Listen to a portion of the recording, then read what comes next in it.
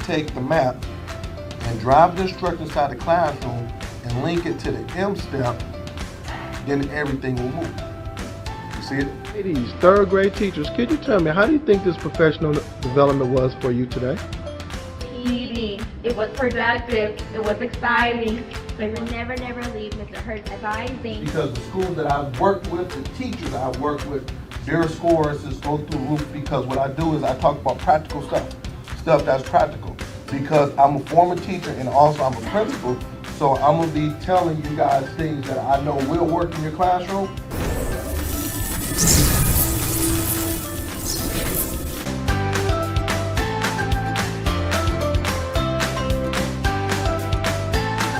For booking, please visit shurtschoolturnaroundspecialist.com. So I believe that, if everybody say it can't get done, I'm like, yes it can, why not? I said, if these kids can't read, then I'm not gonna propose all this, mom, dad, I'm gonna look you in your face and say this kid can't read. We let them down. School, parents, we let them down, but I'm not gonna take them to the next grade knowing that they're not at grade level. It's funny because I'm always like, okay, how are schools successful? Well, schools are successful when they demand greatness. Greatness doesn't come. We're about to make history. We're about to learn. We're about to grow. We're about to make history. And then, mark my words, it's going to be other school districts, other places around it that's going to be doing this thing. We're going to be the first model. And I'm speaking that into existence, okay?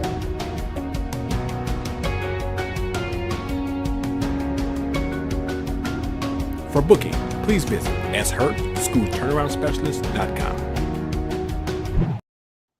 Good morning, everyone. Good morning. This is Sean Hurt, School Turnaround Specialist, with another powerful podcast. Today, we're doing part three of 20 non-negotiable characteristics of high-performing school. Part one and part two was awesome, and we're going to do part three. So make sure you come on, tune in. We call ourselves the Fantastic Four. Myself at 10 o'clock. We have Creative Educate at 10:30, Principal Kafele at 11, and Josh Tarver Sunday at 5 o'clock. So give me 2 minutes as I get all of my Facebook, LinkedIn, Twitter, YouTube. I'm on all of the social media platforms. So come on. But then like Principal Kafele said, we want everybody to go over to that YouTube page. So make sure you go over to the YouTube page, comment, like, give me them nice emojis. We want all of those algorithms to be high. So make sure you go ahead and do that. So come on in, and let's see who I'm rocking with on today. Give me a few seconds. I gotta get all of my folks in. I remember last week you said you were gonna bring a friend. You said, Hurt, I'm bringing somebody. So make sure you bring somebody. I don't care where you're at. You could be eating, driving, whatever you're doing. Just come on in. Some people are in the gym working out. They got their headphones on, like Josh Tarver or my good friend Anthony Green. They always post how they're working out. So you can work out, still get your workout in, and do what you do. But I need you to come on in and share it out, and let's get rocking and rolling, because the information that you're going to get today is going to be important to your school. It's going to be important to your work environment. It's going to be important for you to go to the next level. It's going to be important. So why wouldn't you tune in for 30 minutes to get some information that could change your life tremendously? Well, Hurt, how can it change my life? Well, the last 2-3 months, everybody, there's been a lot of people that have been getting promotions on their job, going from assistant principal to a principal, going from a coach to an AP, principal to superintendent, you name it. So that's what's taking place. So you say, Hurt, really? Yes, it is. I say it all the time. I got somebody else that reached out to me this a couple of weeks ago, and they're a principal. I'm gonna go and brag about it. So give me about 30 more seconds. And like I said, we still got time. And I am excited. I'm motivated. It's funny because, on Friday night, it's hard for me to sleep because I'm so excited regarding what's going to take place on today. So it's hard for me to sleep at night. I'm thinking about, different things. So let me see who's with me on today. Let's go to this chat. Let's see who's with me. All right. I got hold on. It jumped on me. Hold on. Give me a second. Give me a second. Jumped on me. It jumped on me. All right. All right, who we got? All right, I got Intermittent Productions. Good morning from the Chosen Crew. Good morning to you. Good morning to you. Much love. I got Brother David Bell from Ben Harbor, Michigan. Good morning to you. Much love to you. I'm excited. Ben Harbor is doing some good things. I was talking about you this week, Brother David Bell. It's funny. I see people on my podcast, and I brag about them during the week. So I was talking about you to a good friend. I know that you guys are doing some good work out there. I got my friend Greg Dawson in the house. He asked a question on Facebook. Who is Cade Cunningham the next Grant Hill? Is Cade Cunningham, because we're from Michigan, we're from the Detroit area, so we're comparing Cade Cunningham and Grant Hill, and I say, hey, he's right there. So give me some feedback. What you think about that? Who's better now, Cade Cunningham or Grant Hill? Who's better? I got Lynette Wilson in the house from North Carolina. What's up, Lynette Wilson? How you doing? Yes, I love that big smile. I got Rashard Davis in the house from Vegas. What's up, Rashard Davis in the house from Vegas? Much love. Thank you for tuning in. I got Rella Hicksy. I'm telling you, happy Valentine's Day to everyone. Happy Valentine's Day, Rella Hicks and everybody. Happy Valentine's Day. Give me one more minute for the shout outs. I got Dr. Jeter in the house from Illinois, always rocking with me, supporting me. Thank you very much, Dr. Jeter, for always blasting it out. You support the Fantastic Four, Dr. Jeter. I love you. Thank you very, very, very much. Stay with me, everybody. I got Jasmine Harris in the house in California. What's up, Jasmine Harris? Thank you for waking up so early in the morning. I got Golfer WT from Atlanta. Listen, my wife just she flew down to Atlanta yesterday to see my daughter down in Alabama. I heard y'all got some good weather in the house. So good morning to you. I got Canell Sessions in the house from OKC. I sent you something this morning, Dr. Canell Sessions. Make sure you check it out on your email. I got Candace Smith in the house from Chesterfield, VA. Give me about 10 more seconds. I'm going to stop. And we're going to stop. Oh, I got Stacey L. Joy in the house from Los Angeles. And I got my good friend Anthony Green. He said he's headed to the gym. Hold on. I got Dr. Sheikah Houston in the house, and I got Principal Kafele in the house. I need you to stay on, Principal Kafele. I got a shout out for you, Principal Kafele. So once again, good morning to everybody. Hit that share button. I'm excited. I'm pumped up. We're talking about part 3, the 20 non-negotiables, characteristics of high-performing schools. So you know what? Before I always get started, I always ask the question, what is keeping you up at night as a leader? What is keeping you up at night as a leader? For Sean Hurt.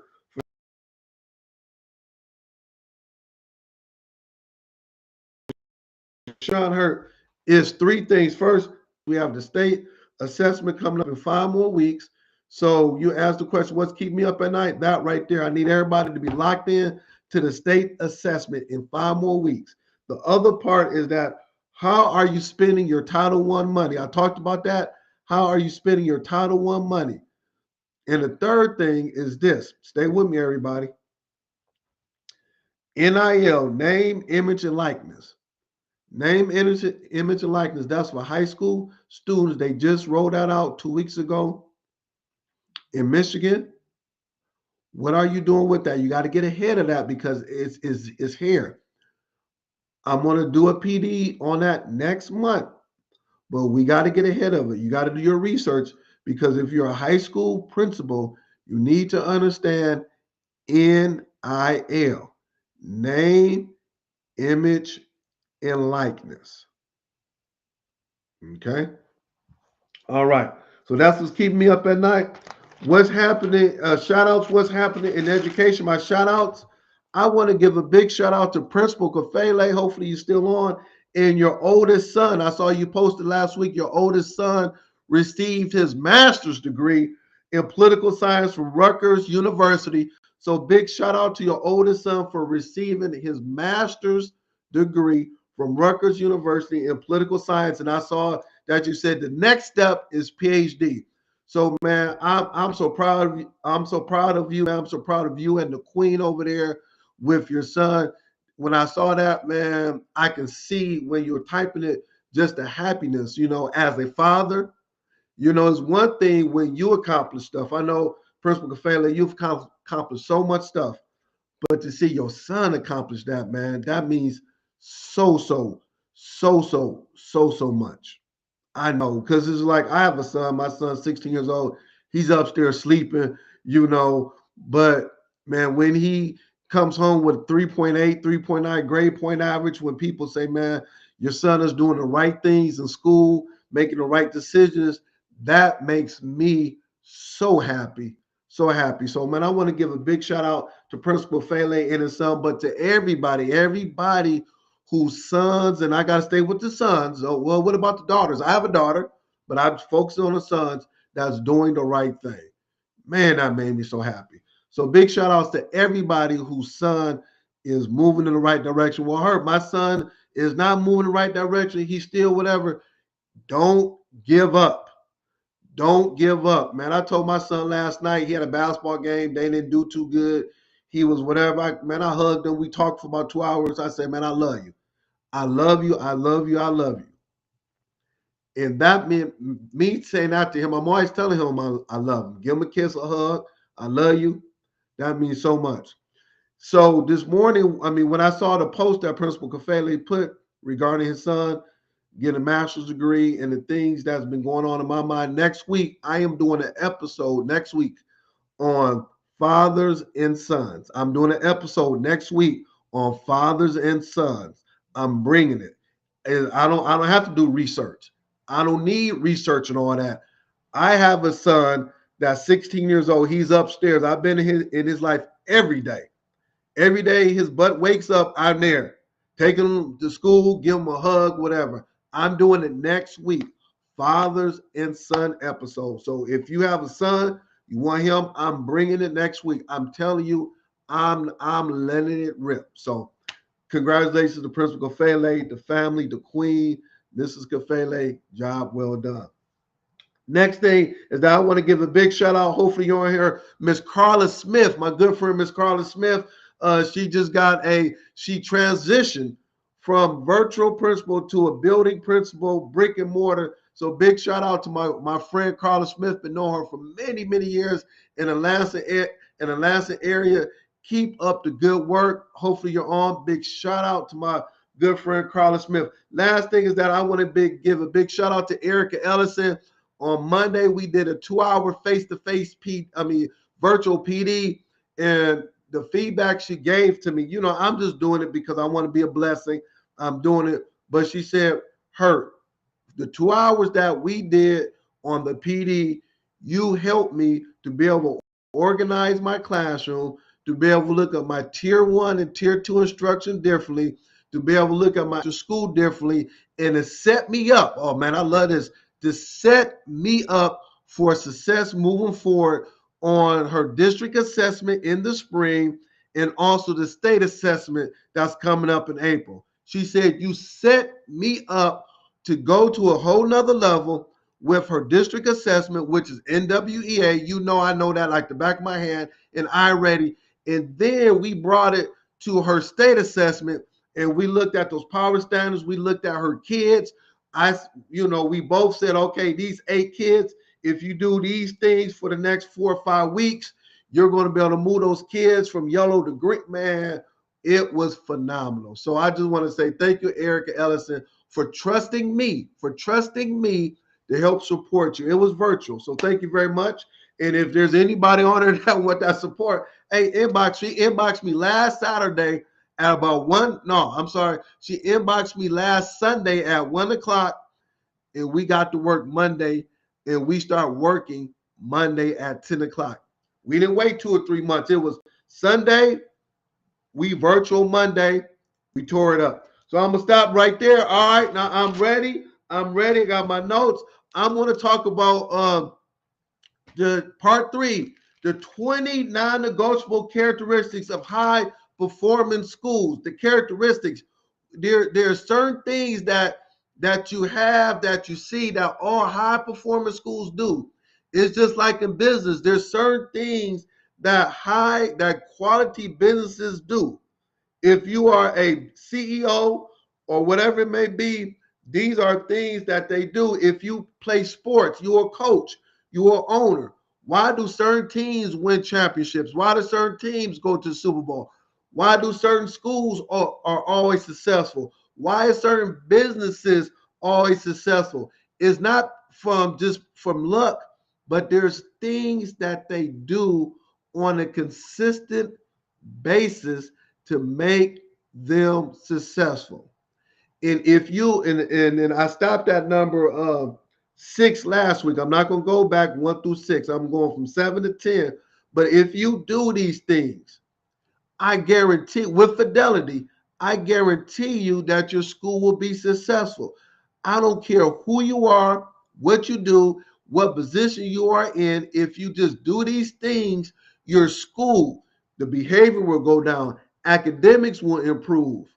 Teacher morale will be high. Teachers, the tier 1, tier 2 instruction will be great if you do these things. All right, so let's go ahead. I got good shout out to Felicia Bowden. Good morning to you. Good morning to you. All right, so number seven.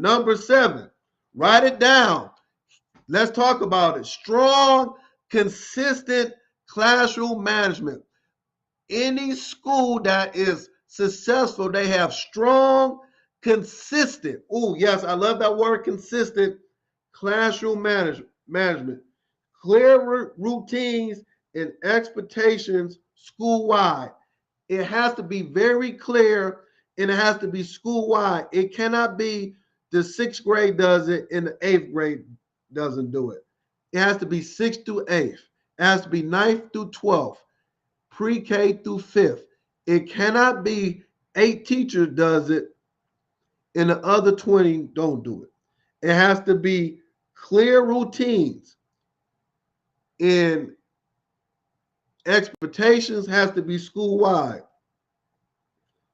Students feel safe, respected, and ready to learn. Strong, consistent classroom management will allow that. We're not there yet, Hurt. I got first-year teachers. I got teachers, long-term subs. We're just not there yet. I got it. But you still have to have consistent classroom management, and it starts from the top down. It starts from you as the instructional leader saying, these are 3 things that I look for when I'm coming into your classroom. Please do not neglect that. Strong, consistent classroom management. Talk to me, chat. Talk to me. Does that sound good? I see Connie West saying yes with fidelity. You have to do it with fidelity, and you have to be consistent. I am sick and tired of going into schools where you have a pocket of good classroom management. It has to be consistent across the board.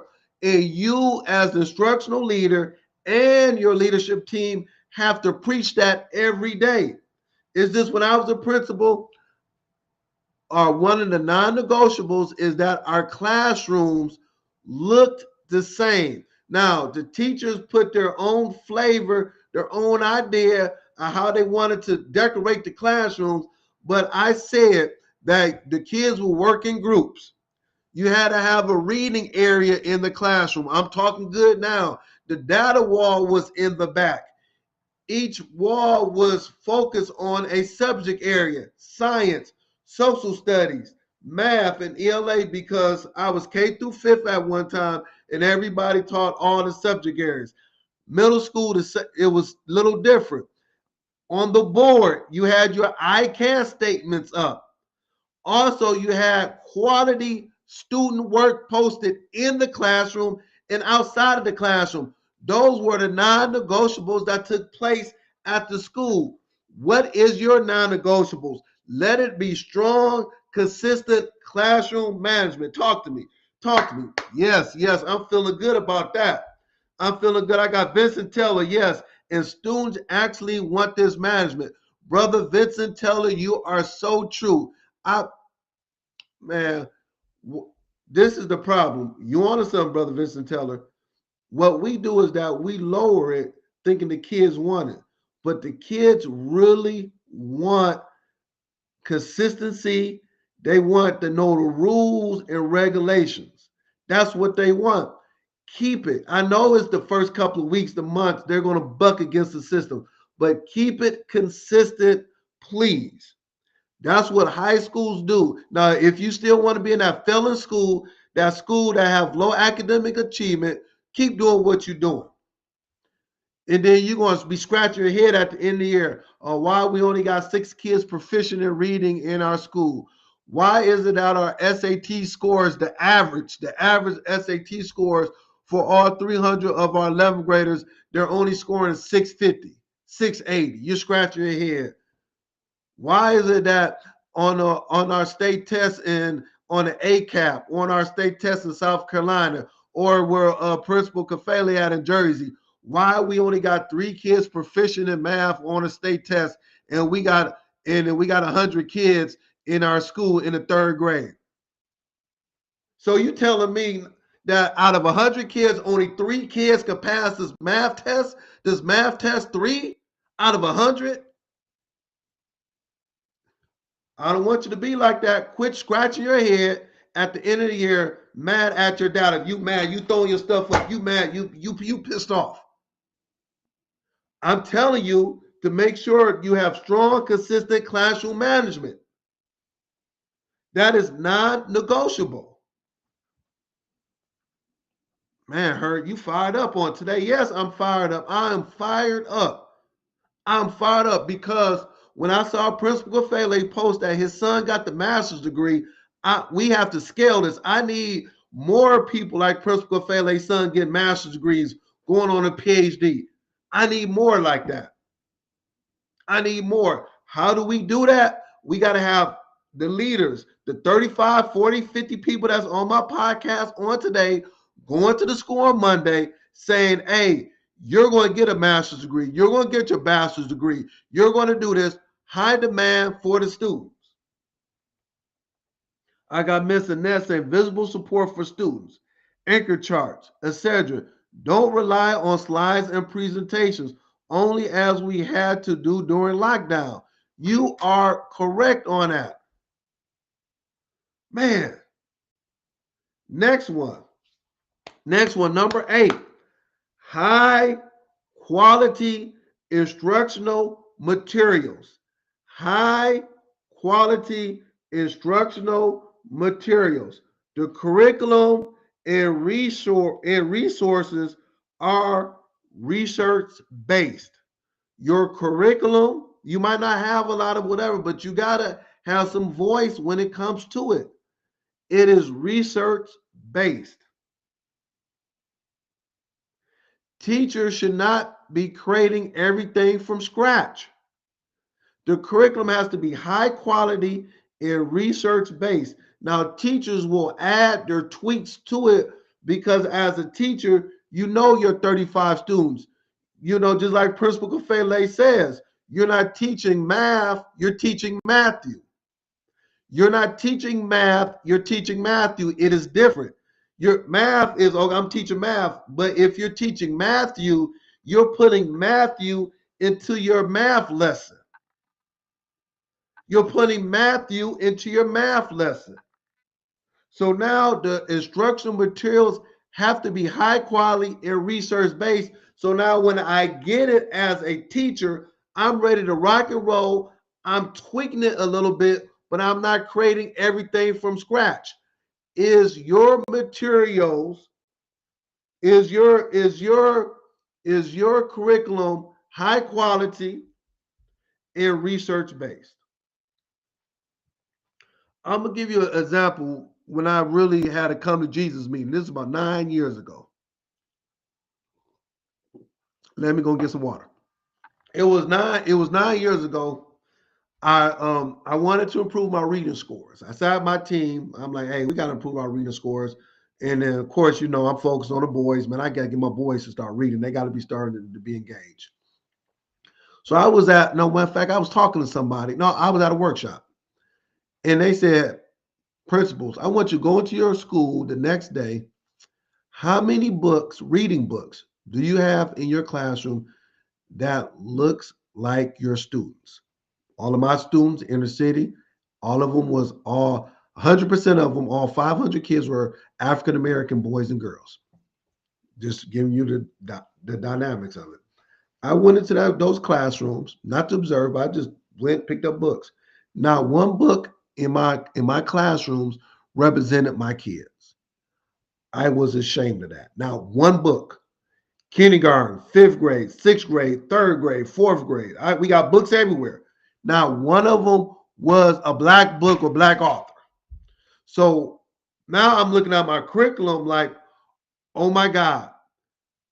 I called my assistant principal, Ms. Latanja Stevens, and my secretary, Daisy Truss.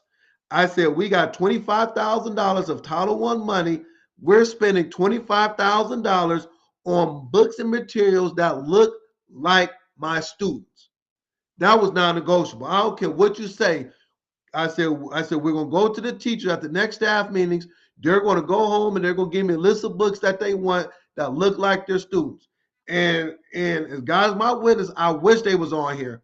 We ordered $25,000 of materials. I was calling my friends that's on my podcast that I knew have books. Give me 30 of this. Give me 40 of this. I need 80 of this. I need 25 of this. High quality instructional materials is the curriculum and resources research based. It's either a yes or a no. And does the books that they are reading represent who they look like in the classroom? That was tough for me. Go tomorrow, on Monday, principals, go into your classroom, look at your kids, and look at the books that they're reading. Does this book look like this kid right here? Does this book represent what this kid looks like? And we want to ask the question, why our kids don't want to read, why our boys don't like reading. They don't see themselves in it. Talk to me, Dr. Houston. Put in the chat. Hopefully Dr. Houston is on here because that's her thing right there. Talk to me, Dr. Houston. Am I talking good with that? Do we need books that represent what our kids look like? Next one. Oh man, I'm fired up. I got 4 more minutes. Stay with me, y'all. Stay with me. Go and give some feedback. Is this resonating? Give me some love. Give me some hearts, some emojis. Give me some. Go on YouTube. Make some comments. Let me know if I'm aligning with what you're saying.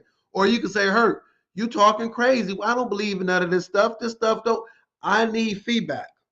But once again, the 20 non-negotiables of high-performing school. What are the characteristics? I'm telling you. Number 3, collaborative professional learning communities, POCs. But listen, collaborative professional learning communities.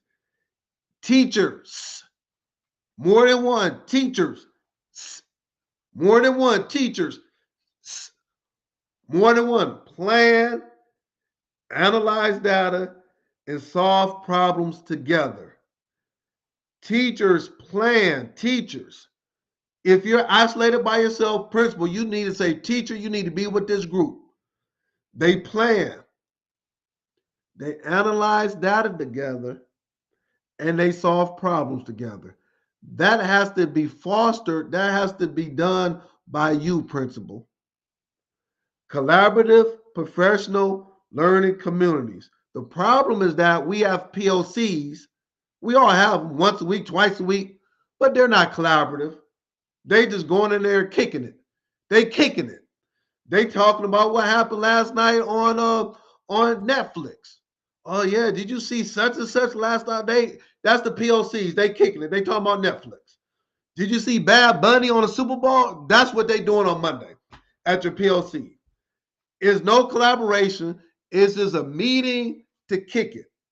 Now, stop having meetings to kick it or checking the box, and you're going to have collaborative professional learning communities. Teachers plan, analyze data, and solve problems together. Collaboration is structured, not optional. You're not giving them options. Quit giving them options. Collaboration is structured and is not optional. This is non-negotiable. You will have a collaborative POC. You will talk about the data together. You will solve problems together. You will plan together. That's what good schools do. That's what good schools do. I got 2 more minutes and I'm going to wrap this up. Next one, last one. Continuous professional development. Ongoing job embedded training aligned to the needs of the students. Ongoing continuous professional development. You cannot just have PD in the summertime. That's why we're on here every Saturday and Sunday. This is professional development. You can even, if you want, get sketches or credit for it, inbox, and then you can get credit for it. You can actually, for my stuff, you can actually go into your principal and say, can I get credit for this? I will write it up. I will give you a summary. I will talk to your principal or your superintendent or whatever to get credit. This is professional development ongoing. You need to bring your staff. You need to bring people in that's going to give them ongoing professional development that is aligned to the students' needs. Does that make sense? So I'm going to stop right there. It is 10:29. Now, this is what I need. Next week, let's get fired up. Let's stay motivated. Let's go in there. Let's look at the 4 things that I talked about. Show it during your staff meeting. Talk about it. Don't just say, hey, hurt you. No, I want you to bring this to your school.